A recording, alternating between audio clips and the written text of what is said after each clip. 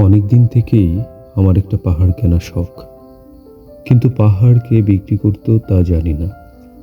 যদি তার দেখা পেতাম, দামের জন্য আটকাতো না। আমার নিজস্ব একটা নদী আছে, সেটা দিয়ে দিতাম পাহাড়টার বদলে।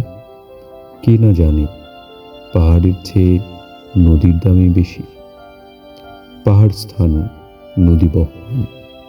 তবু আমি নদীর বদলে পাহাড়টাই কিনতাম, কারণ আমি ঠকতে চাই। নদীটাও অবশ্য কিনেছিলাম একটা দ্বীপের বদলে। ছেলেবেলায় আমার বেশ ছোট্টখাট্ট চিমচাম একটা দ্বীপ ছিল, সেখানে অসংখ্য প্রজাপতি। শৈশবে দ্বীপটি ছিল বড় প্রিয়। আমার যৌবনে দ্বীপটি আমার কাছে মাপে ছোট লাগলো। প্রবাহমান চিপচিপে তন্নি নদীটি বেশ পছন্দ হলো আমার। বন্ধুরা বলল, ওইটুকু একটা দ্বীপের বিনিময়ে এত বড় একটা নদী পেয়েছিস, খুব জিতেছিস তো মাইডি। তখন জয়ের আনন্দে আমি বিহ্বল হতাম। তখন সত্যি আমি ভালোবাসতাম নদীটিকে। নদী আমার অনেক প্রশ্নের উত্তর দিত। যেমন, বলো তো আজ সন্ধ্যাবেলায় বৃষ্টি হবে কিনা। সে বলতো, আজ এখানে দক্ষিণ গরম হওয়া।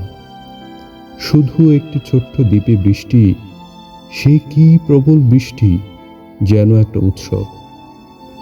আমি সেই দ্বীপে আর যেতে পারি না। সে জানতো, সবাই জানে, শৈশবে আর ফেরা যায় না। এখন আমি একটা পাহাড় কিনতে চাই।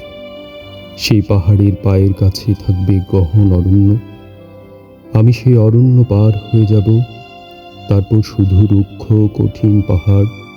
একেবারে চূড়ায়, মাথার খুব কাছে আকাশ, নিচে বিপুলা পৃথিবী, চরাচরে তীব্র নির্জনতা। আমার কণ্ঠস্বর যেখানে কেউ শুনতে পাবে না। আমি ঈশ্বর মানি না, তিনি আমার মাথার কাছে ঝুঁকে দাঁড়াবেন না। আমি শুধু 10 দিককে উদ্দেশ্য করে বলবো, প্রত্যেক মানুষই অহংকারী। এখানে আমি একা, এখানে আমার কোনো অহংকার নেই।